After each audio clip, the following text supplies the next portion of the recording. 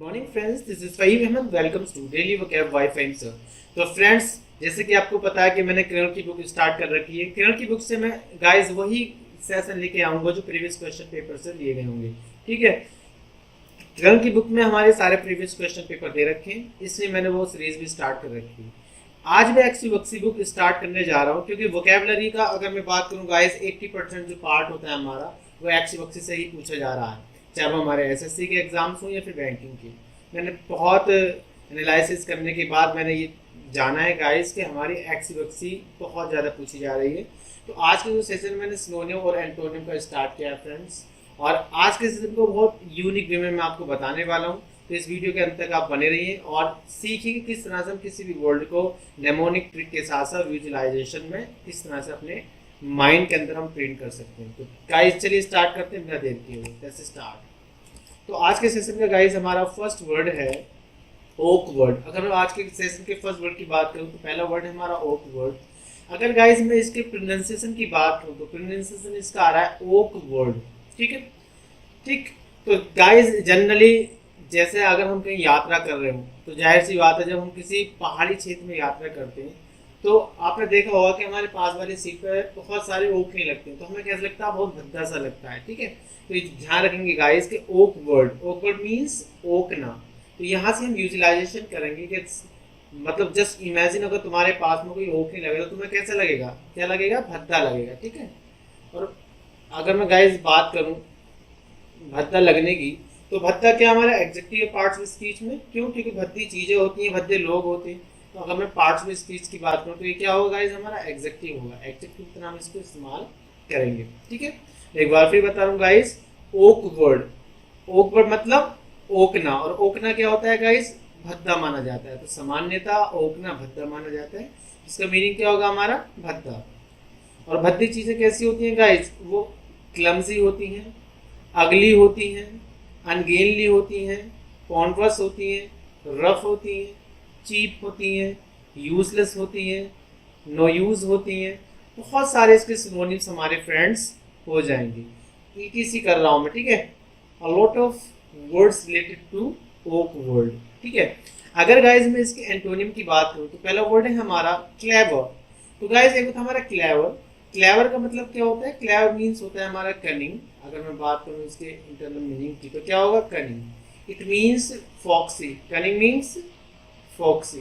ठीक है, but guys इसी के मिलता जुलता एक वर्ड होता है हमारा क्लेवर। ठीक है, क्या होता है, क्लेवर। जैसे अगर मैं इसकी बात करूँ तो क्लेवर हो गया, और ये क्या हुआ गाइस, हमारा क्लेवर हुआ।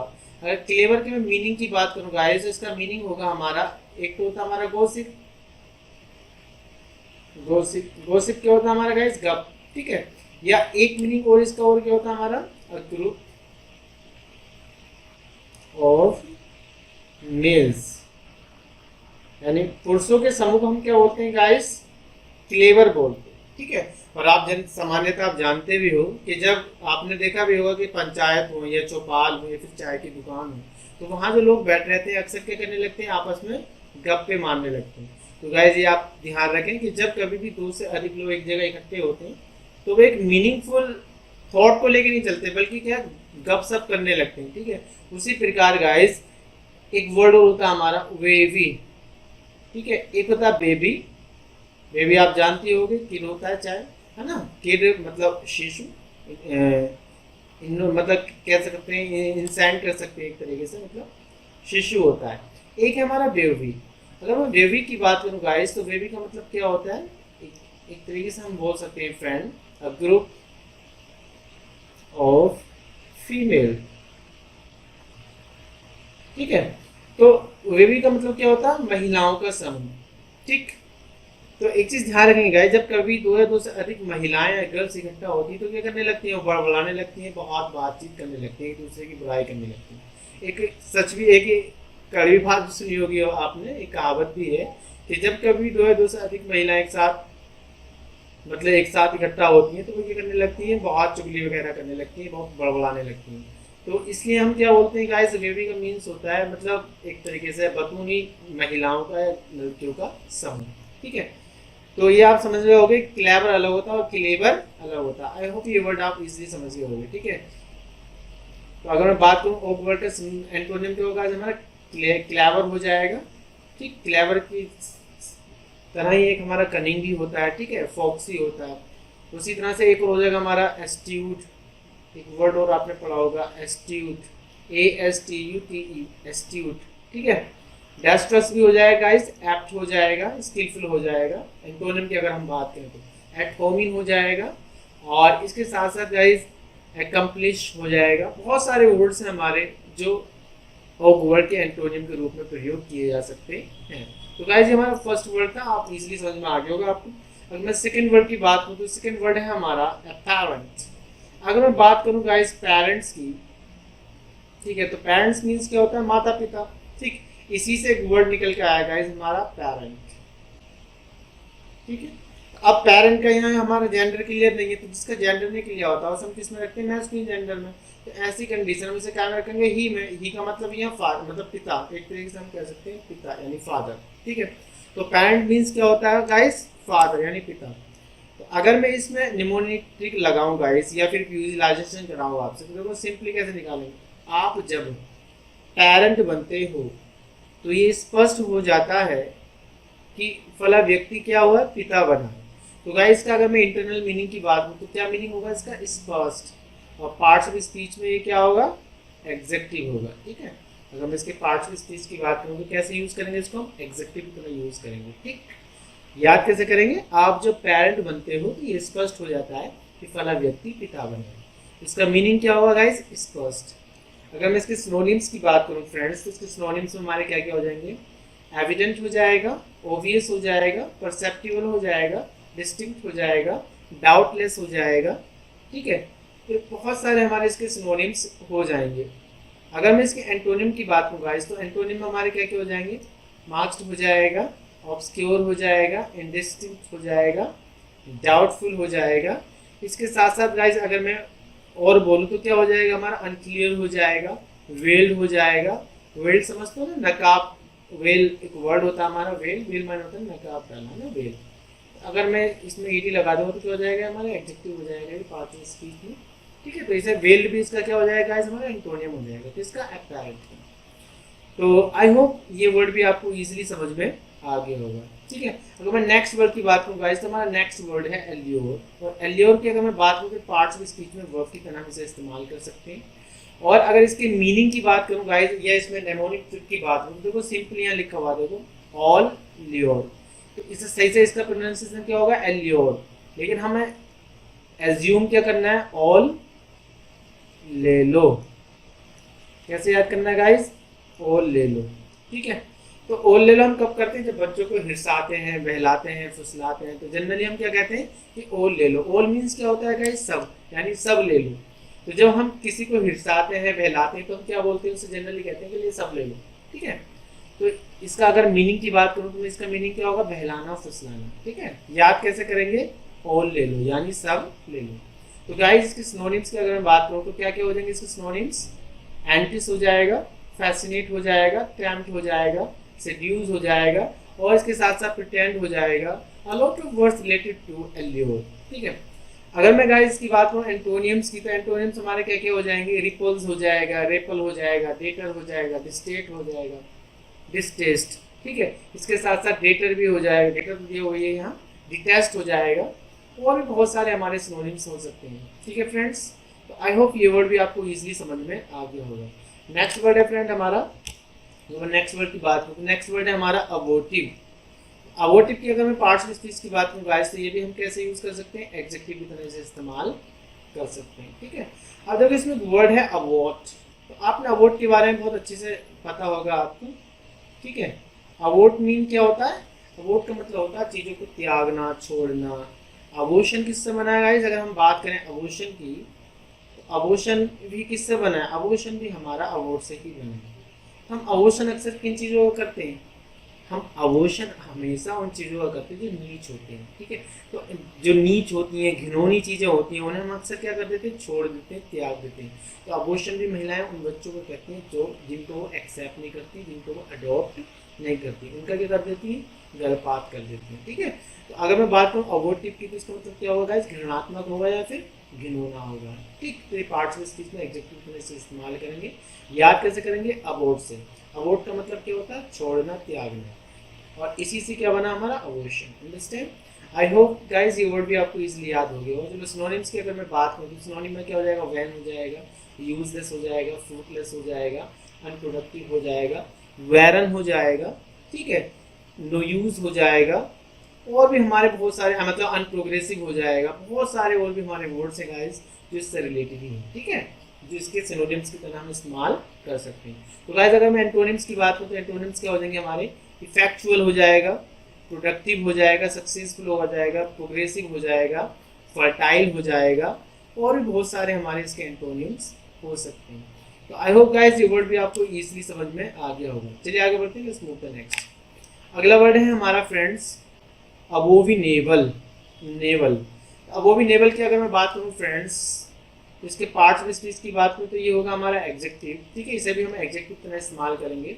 इसको याद कैसे करेंगे गाइस, तो इसको याद करेंगे हम नेबले से। देखो यहाँ से देखो नेवल लिखा हुआ है, तो नेवल को क्या पढ़ना है तुम्हें, नेवला पढ़ना है। ठीक है, वो भी नेवल को क्या पढ़ना है, नेवला। और नेवला ये माना जाता है कि नेवला खाने पीने वाला बहुत होता है, मतलब एक तरह से कौवा होता है, बहुत ज़्यादा खाता है, ऐसा मानते हैं।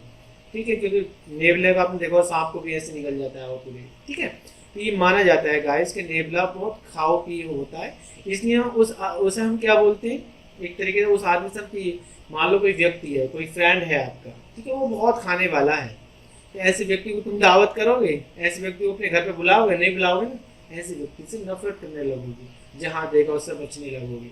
ठीक है, तो अबोमिनेबल मायने क्या होता है, एक तरीके से घृणात्मक होता है गाइस, क्योंकि नेवले से हम क्या करते हैं, घृणा करते हैं। ठीक है, यानी जो नेवले स्वभाव के लोग होते हैं उनसे हम अक्सर क्या करते हैं, घृणा करते हैं। ठीक है, तो अगर मैं इससे रिलेटेड सिनोनिम्स की बात करूँगा, इससे सिनोनिम्स हो जाएंगे हमारे ऑडियस हो जाएगा, डिटेस्टेबल हो जाएगा, रिपग्नेंट हो जाएगा, अवर्जन हो जाएगा, और इसके साथ साथ हेटफुल हो जाएगा, और भी बहुत सारे हमारे सिनोनिम्स हो सकते हैं जो अबोमिनेबल के स्थान पर प्रयोग किए जा सकते हैं। ठीक है फ्रेंड्स, तो अगर मैं बात करूँ उसके एंटोनियम की, तो एंटोनियम क्या हो जाएंगे हमारे, लाइकेबल हो जाएगा, प्रेजेंट हो जाएगा, अफेक्शनेट हो जाएगा, एंजॉयबल हो जाएगा, ऑसम हो जाएगा, विंसम हो जाएगा, नाइस हो जाएगा, एस हो जाएगा, बहुत सारे हमारे से रिलेटेड एंटोनियम भी हो सकते हैं। आई होप गाइस ये भी आपको बहुत इजीली समझ में आ गया होगा। चलिए आगे बढ़ते हैं, लेट्स मूव टू नेक्स्ट। अगला वर्ड है गाइस हमारा एले। अगर मैं एले के पार्ट्स ऑफ स्पीच की बात करूँ तो गाइस ये हमारा वर्ब की तरह इस्तेमाल किया जाता है। ठीक है, अब देखो इसे याद कैसे करेंगे, तो आपने देखा होगा अक्सर गाइस जब बच्चे रोते हैं तो बच्चे की माँ अक्सर क्या करती है, बच्चों को शांत करने के लिए एले ले बेटा एले। एले का मीन्स क्या होता है गाइस, शांत करना, एक तरीके से मतलब पेसिफाई करना, शांत करना किसी चीज़ को, है ना, किसी व्यक्ति वस्तु को शांत करना, क्या कहलाता है, एले। तो गाइस ये याद कैसे करेंगे कि जब बच्चा रोता है तो माँ अक्सर क्या कहती है कि एले ले बेटा एले ले, है ना, तो बच्चों को शांत करने के लिए हम अक्सर क्या इस्तेमाल करते हैं, एले बेटा, है ना। तो एक चीज़ ध्यान रखेंगे, एले मीन्स क्या होता है, शांत करना। सिनोनिम्स की अगर मैं बात करूँ गाइस तो पेसिफाई हो जाएगा, सूट हो जाएगा, और लाइटन हो जाएगा, एस्वेज हो जाएगा, मोलिफाई हो जाएगा, और भी बहुत सारे वर्ड्स हैं इससे रिलेटेड, मोलिफाई भी हो जाएगा। ठीक है, मोलिफाई, और भी बहुत सारे वर्ड्स हैं हमारे जो पेसिफाई के रूप में इस्तेमाल किए जाते हैं, शांत करने के रूप में यूज, मतलब टू बी साइलेंट भी हो जाएगा और टू बी क्वाइट भी हो जाएगा, कीप क्वाइट भी हो जाएगा। बहुत सारे वर्ड्स हैं गाइस जो हम एले के स्थान पर प्रयोग कर सकते हैं। तो अगर मैं सिनोनिम्स की बात करूँ तो इसके सिनोनिम्स आपको समझ में आ गए होंगे। ठीक है, अगर मैं गाइस इससे रिलेटेड एंटोनिम्स की बात करूँ तो एंटोनिम्स हमारे क्या क्या हो जाएंगे, एग्रेवेट हो जाएगा, हाइटन हो जाएगा, एजिटेट हो जाएगा, एक्साइटेड हो जाएगा, और प्रोवोक हो जाएगा, प्रोवोक, और इसके साथ साथ कूल डाउन हो जाएगा, और भी बहुत सारे वर्ड्स हैं फ्रेंड्स जो एले के एंटोनियम के रूप में प्रयोग किए जा सकते हैं। ठीक है, चलिए गाइस आगे और बढ़ते हैं। ठीक है, अगर बात करूँ गाइस अगले वर्ड की, तो अगला वर्ड है हमारा एज्यूम। अगर एज्यूम के पार्ट्स ऑफ स्पीच की बात करूँ गाइस तो हमारा नाउन की तरह इस्तेमाल किया जाता है। ठीक है, पार्ट्स ऑफ स्पीच पर आप ज़्यादा ध्यान दिया करो फ्रेंड्स, क्योंकि पार्ट्स ऑफ स्पीच बहुत इंपॉर्टेंट रोल प्ले करती है। ठीक है, तो अब मैं बात करूँगा इसकी प्रोनाउंसिएशन की, तो क्या है इसका प्रोनाउंसिएशन, एग्जियोम। तो गाइस इसके वर्ड में आपको ओम दिख रहा होगा, और हम अच्छी तरह से जानते हैं कि ओम जो होता है वो ईश्वर का नाम माना जाता है, और हम जानते हैं कि ईश्वर का नाम क्या होता है, सत्य होता है। ठीक है, ओम क्या होता है? ईश्वर का नाम होता है, और ईश्वर का नाम क्या माना जाता है? सत्य माना जाता है। इसमें इसके स्लोगन में क्या देखो, ये ट्रुथ भी रखा हुआ है, ठीक है। और सत्य क्या होती है? कहावतें। कहावतें क्या होती है हमारे गाइस? सत्य होती हैं। लोकोक्तियाँ जो होती हैं वो भी सत्य होती हैं, ठीक है। जो फ्रेजेस होते हैं, इडियम्स होती हैं, वो भी सत्य होती हैं। उनमें हम कोई बदलाव नहीं कर सकते। वो जैसे होते हैं वैसे के वैसे इस्तेमाल करते हैं, उसमें कोई भी बदलाव नहीं किया जाता है। तो अगर इससे रिलेटेड में सिनोनिम्स की बात करूँ तो क्या हो जाएगा? मैगजीम हो जाएगा, सेइंग हो जाएगा, डिक्टम हो जाएगा, ट्रुथ हो जाएगा। इसके अलावा ईडियम हो जाएगा, फ्रेज हो जाएगा, प्रोवर्ब हो जाएगा, और वैलिड हो जाएगा। बहुत सारे हमारे वर्ड्स हैं फ्रेंड्स। वैलिडिटी हो जाएगा क्योंकि नाउन का रिक्वायरमेंट हुआ है। तो बहुत सारे इससे रिलेटेड हमारे सिनोनिम्स हैं, ठीक है, जो एक्सियोम के स्थान पर प्रयोग किए जा सकते हैं। अगर मैं गाइस बात करूँ इसके एंटोनिम्स की, तो एंटोनिम्स हमारे क्या होंगे?